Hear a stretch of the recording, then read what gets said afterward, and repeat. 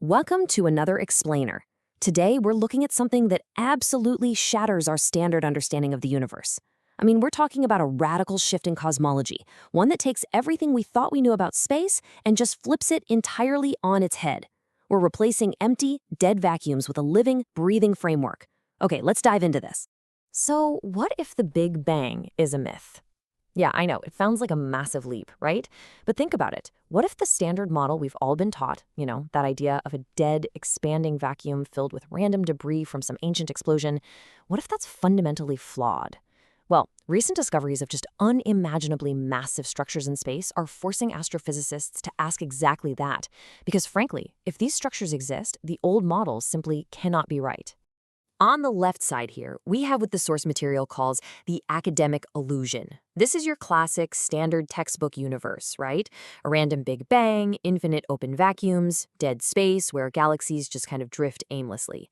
But look on the right. The All That's Holy system proposes a stunning, highly structured alternative. It argues that reality is actually a pressurized, living, 13-layer biological membrane. It's not some empty void. It is a completely sealed, active, breathing entity operating under immense hydrostatic pressure.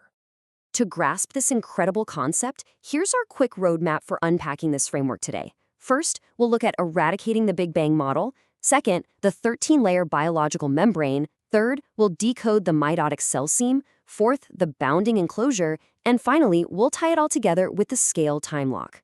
Section 1. Eradicating the Big Bang and looking at cosmic anomalies. Now, what's just absolutely fascinating about these numbers is the sheer scale of the problem they create for standard physics. The cosmological principle, which, remember, is the absolute bedrock of the Big Bang model, states that the universe should be smooth and evenly distributed on a large scale. In fact, it sets a hard mathematical limit on cosmic structures at about 1.2 billion light years. Basically, beyond that, things should just look like an even mist of matter. But look at reality. The Big Ring has a circumference of roughly 4 billion light years, and the giant arc, it stretches 3.3 billion light years long. These massive anomalies completely shatter the academic illusion of a smooth universe.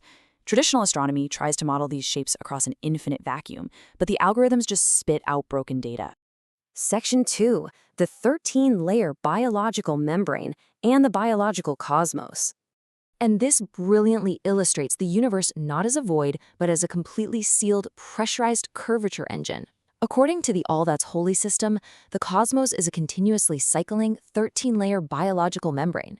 It tells us that space isn't an empty container, it's actually a pressurized liquid substrate. Basically, the universe breathes through expansion and contraction phases, constantly redistributing magnitude and curvature across 13 distinct layers. And that goes all the way from the microscopic subatomic level right up to the massive macrocosmic scale. Seeing this biological cellular architecture on the left, next to the cosmic macro engine on the right, really shows how this builds. And here's the kicker. In the All That's Holy framework, these aren't just clever metaphors or, artistic interpretations. The sources argue this is literal structural truth. Atoms, cells, humans, planets, stars, and galaxies, they all follow the exact same 13-layer blueprint. Galaxies actually function as organs within this system. Solar systems are like cells. The cosmic web acts as a literal nervous system. The universe itself functions exactly like a macro-scale living cell. Mind-blowing, right? Section 3. Mitotic cell seam and decoding the Big Ring. Mainstream astronomy looks at the Big Ring and is just completely baffled. They try to explain it away as a random drift of galaxies, or maybe some weird acoustic wave. But under the All That's Holy system, that mystery vanishes completely. The Big Ring is a meiotic cell seam. In step 1, we're looking at an anchoring membrane undergoing phase rotation. In step 2, that corkscrew geometry astronomers detected, that's not an accident. It's a physical churning motion. And step 3, this is literally a macro-scale cell wall preparing for cosmic mitosis, or cellular division. It's the exact same mechanical engine you'd see in a microscopic cell when it divides, with opposing charges pulling structural filaments, just scaled up to billions of light years. Section 4. Bounding enclosure and decoding the giant arc. So the crucial point is, the giant arc isn't some open-ended strand of galaxies out there breaking the laws of physics. It's actually a 10x bounding enclosure. What we're seeing is simply the illuminated edge of a localized, dynamic sphere. You might be wondering, well, why don't we see the rest of the circle? According to the sources, the rest of this massive sphere is made of a negative curvature fluid substrate. Our traditional instruments literally cannot see it because they're tuned exclusively to look for positive matter. It's basically an optical illusion based on our limited observation tools. In reality, it's a fully enclosed structure under massive pressure. Section 5. The scale, time lock, and time relative to size. Now this brings us to a massive fundamental question. If the universe is this churning, dividing, pressurized biological entity, why does it look so frozen and static through our telescopes? Well, this is brilliantly explained by the scale time lock. In the All That's Holy system, time isn't a separate, independent dimension that flows evenly everywhere. No, time is simply the rate at which curvature reorganizes itself, and size directly controls time. A larger object immediately slows its internal clock rate down, creating a severe time drag factor. So larger objects experience time much more slowly on a local level compared to smaller objects. Simply put, high curvature means slow reorganization. To truly put that into perspective, just look at this number. Because of the sheer, unfathomable size of these cosmic structures, a single cellular contraction at this macro layer takes 9.2 billion human years to complete. Think about that for a second.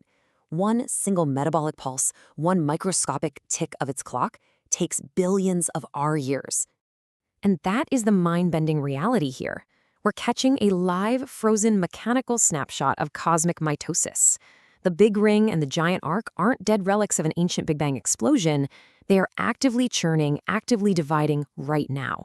But because we're so unimaginably tiny in comparison, our timescale is just far too fast. We are staring at a live, dynamic, biological event that's simply happening in the ultimate slow motion. We're just completely out of sync with its massive time anchor.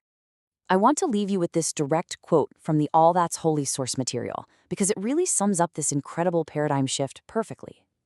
The corkscrew geometry astronomers detected isn't an accidental drift of galaxies. It is the physical churning motion of a macro-scale cell wall preparing for division.